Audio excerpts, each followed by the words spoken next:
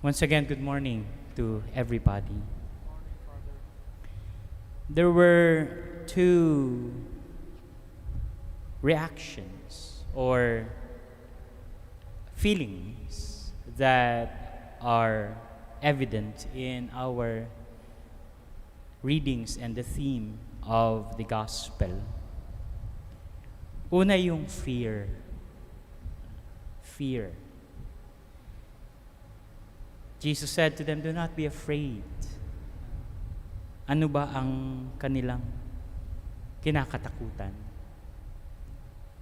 Well, we may speculate that they're afraid because they saw Jesus died on the cross. They saw how the authority during that time was overpowering them. They were indeed afraid.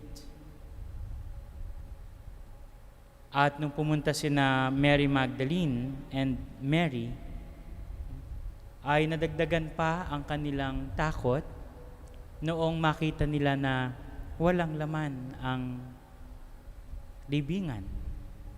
Hindi pa nila naiintindihan nun ang pagkabuhay na maguli. Much more ay ang pagkabuhay na maguli ng ating Panginoong Hesukristo. Takot. May takot sa kanilang puso. O tayo, balot na balot tayo ng takot ngayong mga panahong ito. And many will say, well, that's a valid reason for us to be afraid. Sila, yun, ang takot na nagmula sa pagkamatay ng ating Panginoong Hesukristo. But as I said, Jesus was there to meet them and tell them, do not be afraid. Do not be afraid. And so in our prayers, we ask the Lord, Lord, remove this fear in my heart or in our hearts. Fear of the future, fear of what will happen. And sa tingin ko, yung overwhelming na fear is the fear of death. But then, the other feeling or the other reaction that they have is the joy. They were overjoyed.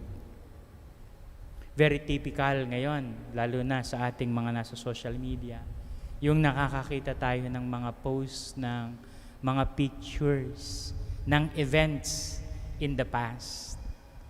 Pag nakakita kayo ng gathering, titingnan nyo muna kung kailan ba kinuha yung picture. Imposible ngayon kasi walang mga face mask. Imposible ngayon kasi ang daming tao sa mga beaches. Imposible ngayon kasi ay parang walang kinakatakutan ang mga tao sa pictures. Lalo na mga pictures ng family, reunions, celebrations.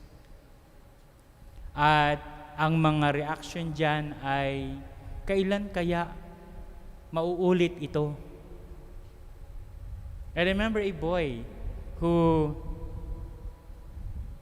recited a poem about COVID. Pag wala ng COVID, yun ang kanyang tula. And he really recited it na he was looking forward to what will happen after all of this are gone. Kung ano ang gagawin niya, kung anong mangyayari. At itong ating mga disciples, maybe they have in their mind, kapag nabuhay na muli ang ating Panginoon. Though of course, the human reaction, the human feeling, ay naandoon pa rin. But then, this Easter became the source of their joy.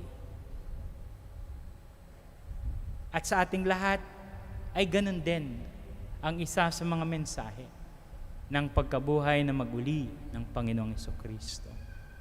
Na ang pagkabuhay na ito ay pagbubukalan ng ating tuwa, ng ating ligaya. And then Jesus sent them to share the joy of Easter, to share the good news, to remind others also that do not be afraid. At one point, inalis ang pinanggagalingan ng kanilang saya. Tayo, pag inalis ang pinanggagalingan ng saya, ay di syempre tayo ay malulungkot din.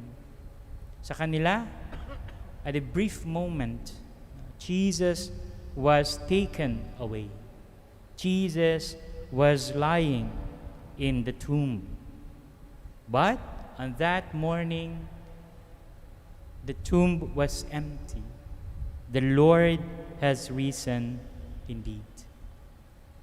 At paulit-ulit yan, aagawin ang source ng kaligayahan natin, ang ating Panginoong Hesukristo. The truth behind the resurrection. It was mentioned here that the soldiers have their version of what happened, influenced by a bribe, influenced by the authorities, that this is what you are to say. His disciples came by night and stole him while we were asleep.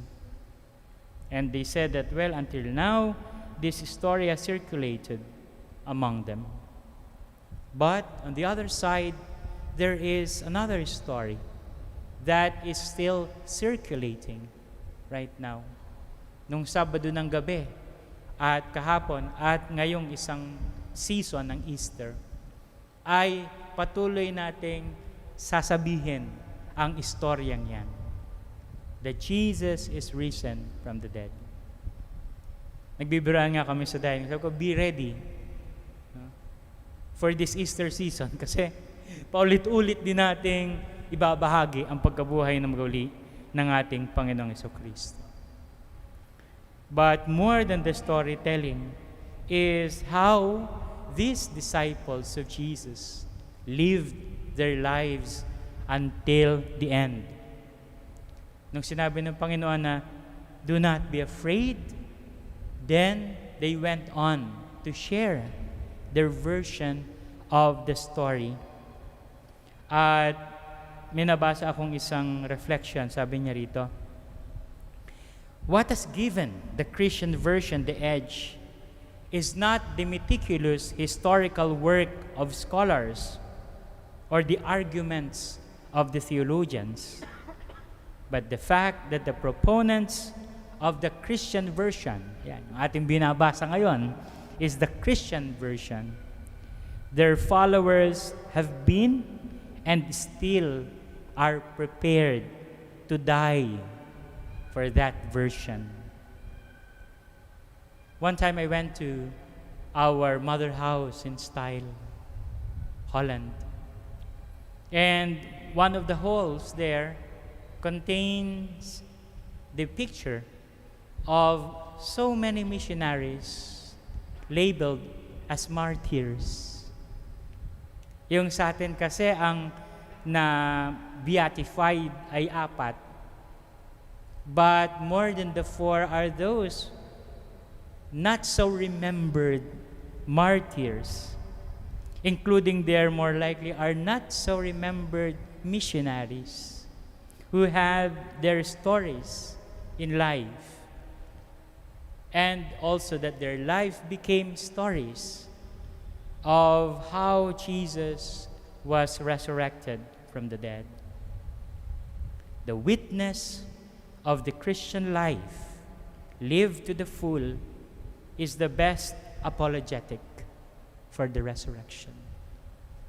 And it's true, or I hope that will be true to all of us, that the way we live our Christian life be part of the storytelling that we will share about this Jesus who rose from the dead This Jesus who have beaten the darkness and gave us the light that will guide us, that will shine in our lives, to guide us, to bring us to that true joy brought by the Easter, brought by Jesus when he rose from the dead.